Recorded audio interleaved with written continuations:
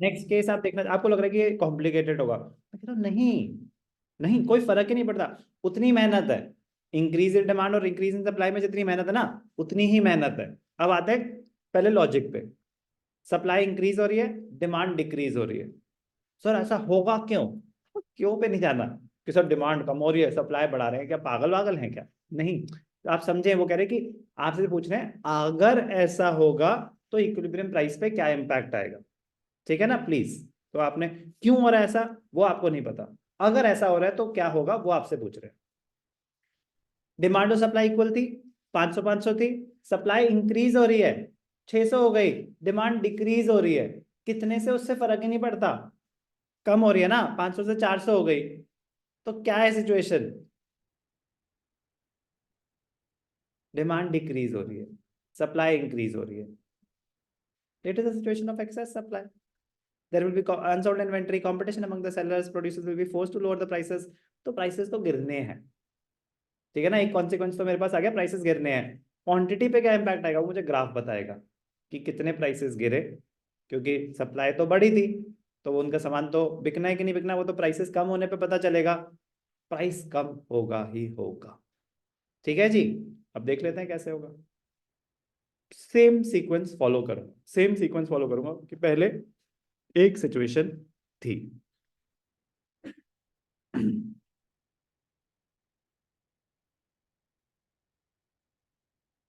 तरीका समझ गए ना बेटा, तरीका ही तो है, मेन तरीका ही है। किताबें तो सबके पास सेम होती हैं, पढ़ने का तरीका ही समझना होता है।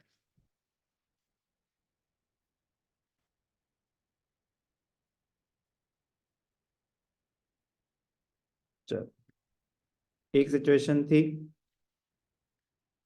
हाँ और बड़े हो जाओ।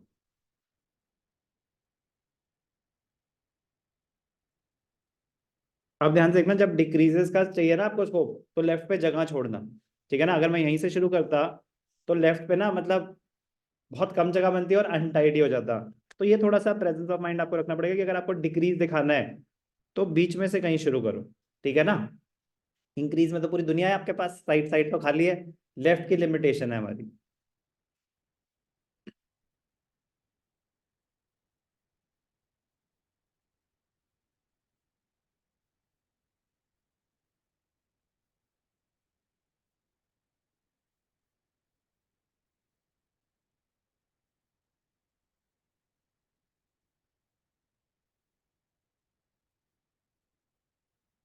ये है प्रेजेंट सिनेरियो, प्राइस क्वांटिटी। ठीक है जी। अब क्या हुआ, सप्लाई इंक्रीजेस, डिमांड डिक्रीजेस। तो सप्लाई अगर इंक्रीज हो रही है तो ग्राफ कैसा होगा? बोलो। सप्लाई इंक्रीज हो रही है तो there will be a there will B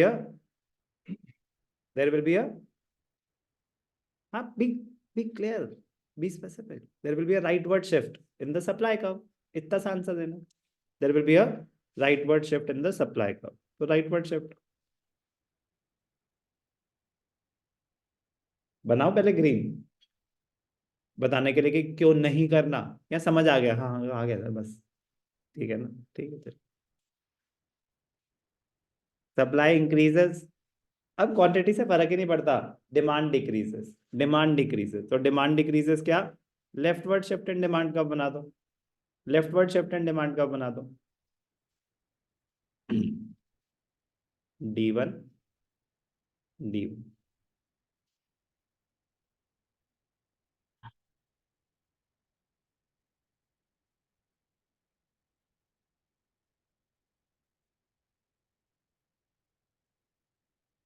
P1 Q1 P1 E।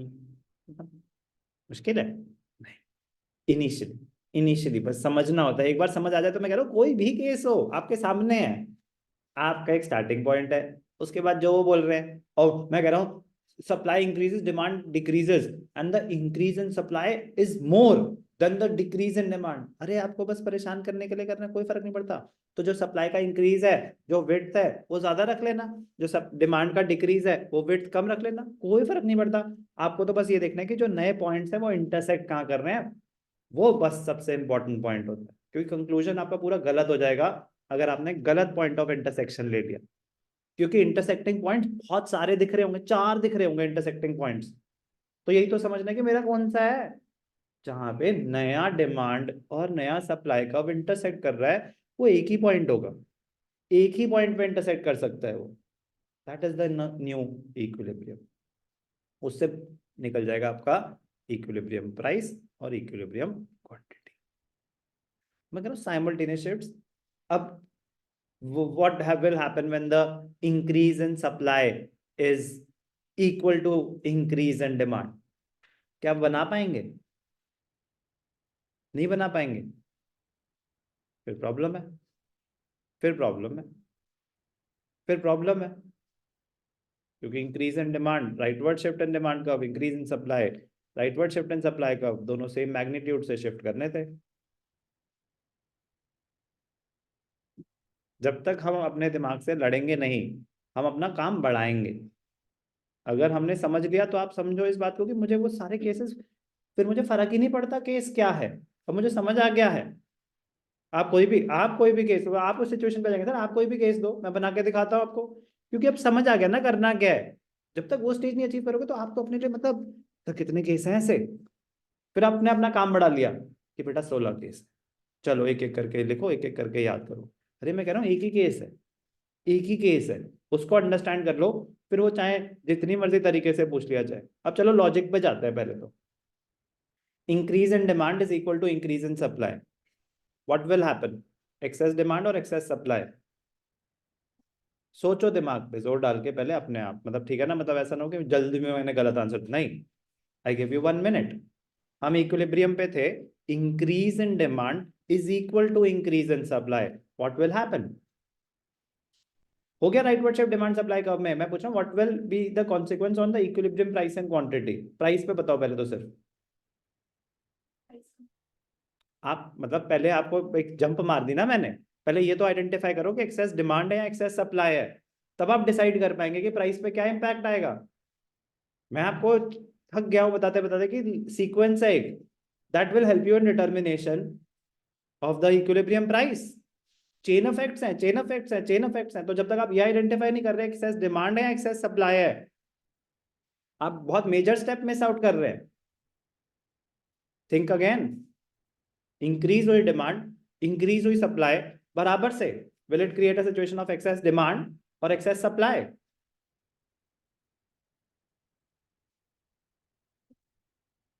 Visualise, आप क्वांटिफाई करें, इक्विलिब्रियम था, डिमांड कितनी थी,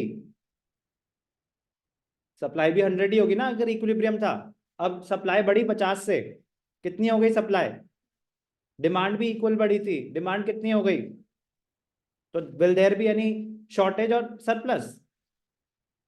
इतना सिंपल था। क्वेश्चन बहुत कॉम्प्लिकेटेड था लेकिन नहीं था।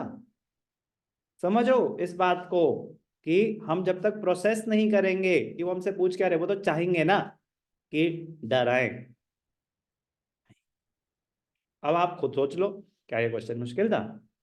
दिख रहा है कि भैया जितनी एक्सेस डिमांड है उतनी एक्सेस सप्लाई है, डिमांड बढ़ी 50 से, सप्लाई बढ़ी 50 से, दोनों 150 हैं, तो फिर से इक्विलिब्रियम आ गया। ये तो हायर क्वांटिटी पे प्राइस चेंज ही नहीं होगा। प्राइस तो तब चेंज होता है ना जब एक्सेस डिमांड हो या एक्सेस सप्लाई हो। तो ना तो एक्सेस डिमांड क्रिएट हुई ना एक्सेस सप्लाई हुई, हायर इक्विलिब्रियम क्वांटिटी आ जाएगी, प्राइस पे कोई चेंज ही नहीं होगा। बना के दिखाता हूँ, बना के दिखाता हूँ। लेकिन मैं तो ये बता रहा हूँ कि आपका कॉन्सेप्ट तब खत्म होगा जब आपको बातों बातों में समझ आ जाए हो क्या रहा है। हो जाएगा ना, एकदम से थोड़ी ना होगा, एकदम से नहीं होगा। लेकिन मैं कह रहा हूँ कि अपने आप को ये पता चलना कि मुझे समझ आया कि नहीं आया, वो तब होगा जब आप सिर्फ पढ़े और विजुलाइज करके आंसर बता पाए। तो मतलब मान लो कि हाँ अब मुझे समझ आ गया, वरना तब तक उस पर मेहनत करते रहना।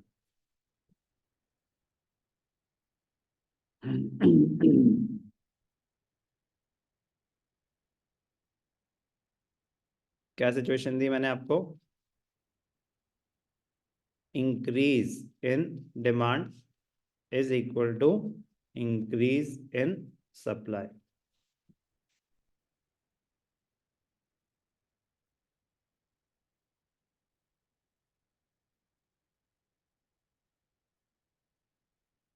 This is not easy, but मैं कह रहा हूं कि वही मेरा रोल आता है, to make it easy for you. ठीक है ना, मैं बस वही करने की कोशिश कर रहा हूं कि समझने के बाद फिर लगे हाँ सर इतना मुश्किल भी नहीं है, तो वो बस करने की कोशिश कर रहा हूँ। तो जब तक वो स्टेज ना आए तब तक आपको बोलना है कि सर नहीं समझ आया। आपको समझ आ गया तो उससे आपने थोड़ा ना पेपर देना है, पेपर हमें देना है। तो जब तक आपको समझ नहीं आए, आपका काम है दोबारा बार बार पूछना कि नहीं नहीं सर प्लीज एक बार ये भी करके दिखाओ, एक बार ये भी करके दिखाओ। कोई चीज मेरे लिए ऑब्वियस हो सकती है, तो जरूरी नहीं है कि वो आपके लिए भी हो।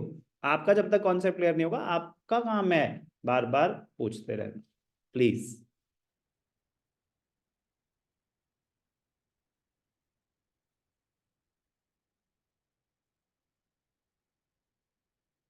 अबे ये छोटा कैसे होगा?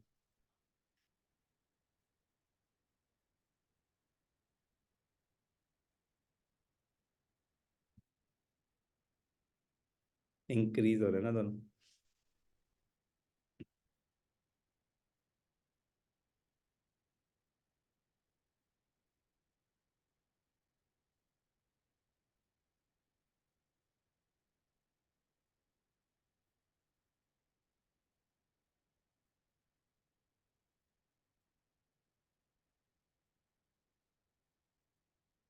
ठीक है जी। अब क्या हुआ? डिमांड बढ़ी, सप्लाई भी बढ़ी।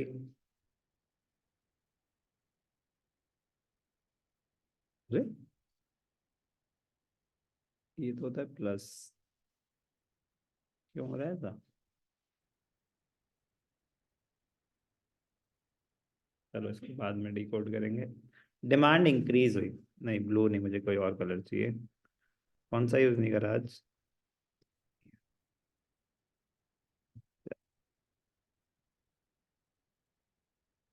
अब ये बड़ा इंपॉर्टेंट पॉइंट है, क्योंकि स्ट्रेट लाइंस तो है नहीं जो स्केल हो आपके पास।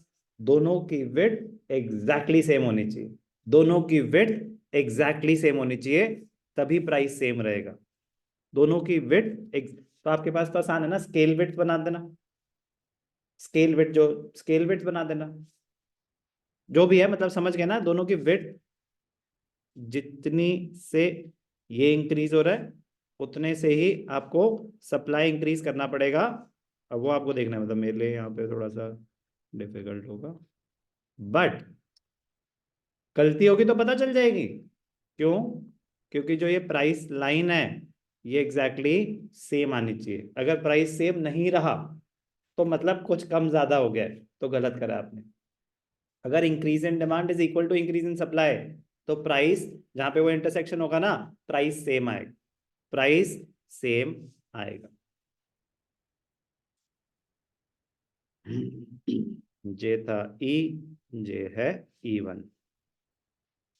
तो conclusion, equilibrium price remains the same, equilibrium quantity increases.